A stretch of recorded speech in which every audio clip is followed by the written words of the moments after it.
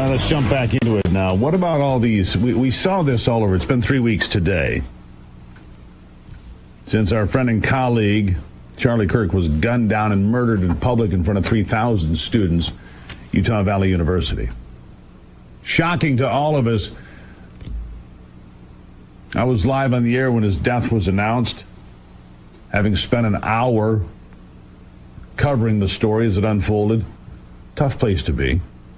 Tough on my 20-year-old, tough on my wife, tough on all of us, tough on a lot of people. And yet, we then turned on social media. We get on the computer, and suddenly there's people dancing and celebrating and seeing how wonderful it is. Charlie Kirk's talking out his neck. Just horrible things said. And then we find out so many people are, people that work down the street or live around the corner or teach our kids. Sarah Parshall Perry is the Vice President Legal Fellow at Defending Education. She joins me now. Sarah, nice to have you back on the program. Thanks for having me back, Steve. One of the most powerful events I've ever, maybe the most powerful spiritual event I've ever been to is Charlie's memorial in Phoenix. And it was incredible.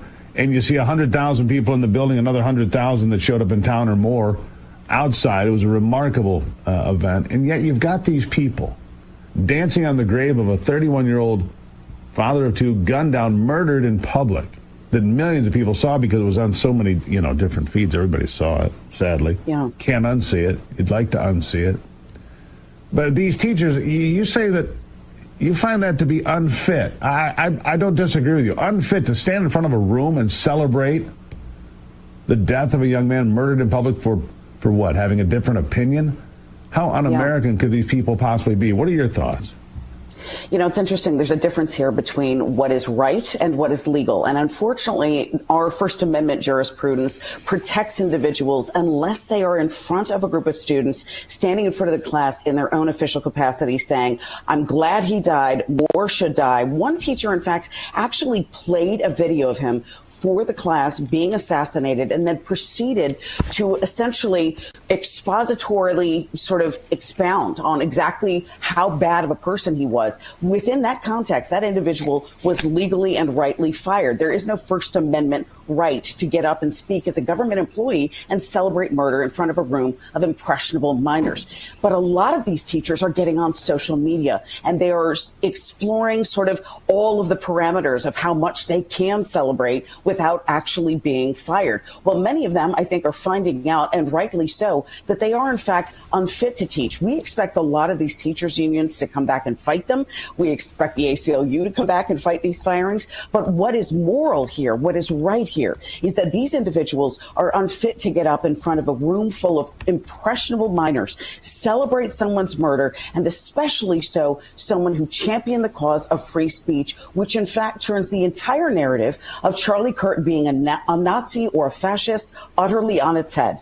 Yeah, what is the pinnacle of being a fascist? Sarah, I'm going to answer my own question here. The pinnacle of being a fascist is to murder somebody for speaking an opinion you don't like. That's the pinnacle of being a fascist. So they murder Charlie Kirk for his point of view, for his First Amendment rights, and then call him the fascist after they murder him, just like any fascist would do. It's just, it's remarkable, isn't it?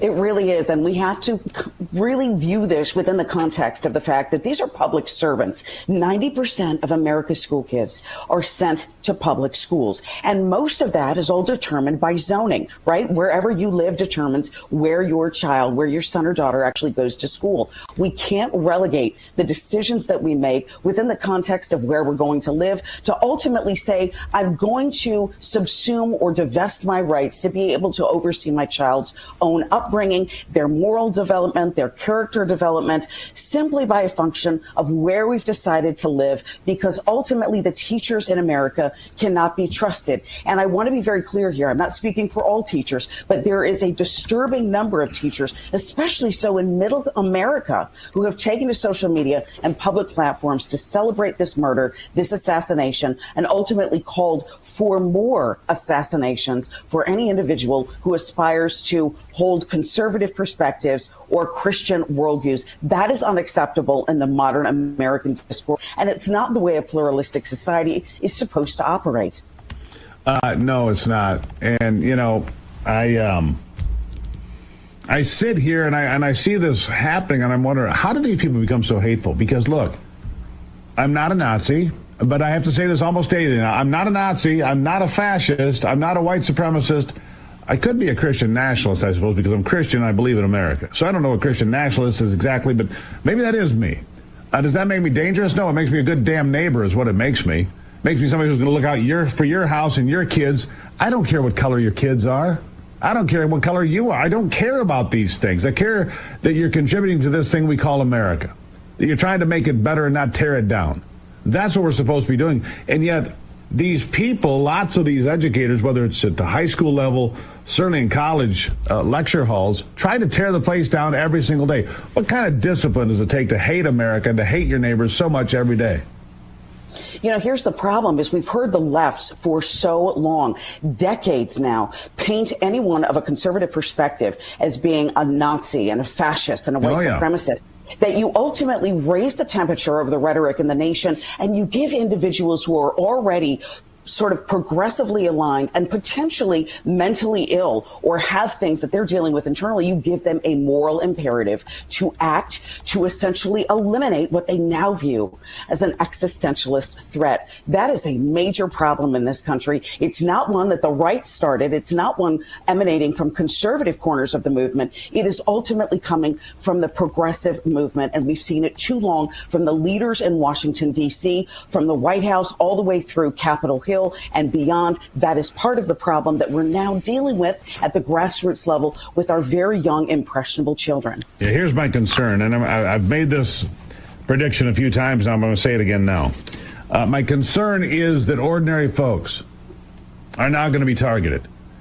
And what I mean by that is that some schlub is going to be walking down the street with his red hat on, and he's going to get shot for nothing more than that. He's going to get shot for wearing a red hat that says "Make America Great Again" because he voted for a different political candidate, had a different political point of view than the guy that kills you. It's coming. I mean, we see the attacks on faith. We see the attacks on politics. It's coming. It's just a matter of time. I'll give you the last word. No, I utterly agree with you on this, Steve. And I have to tell you, there has to be a sea change in the country right now. It's not going to come from the right. If anything, we've seen the right respond to what happened to Charlie Kirk with vigils and prayer and expansion and hugging. And these are movements that are ultimately rooted in something good, true, beautiful and eternal. We're not seeing that from the left. And when the left faces the utter darkness that they cannot handle, they are ultimately going to do whatever it takes to stop it. They perceive us to be dark in terms of our morals, our beliefs, our propositions, and ultimately what we have on our side is the truth. We have beauty of enduring principles, and we have the strength of the nation. So we have to press forward and not be fearful about what happens next. Well said, Sarah. Greatly appreciate you being here. Thank you. Thank you so much, Steve. Yeah.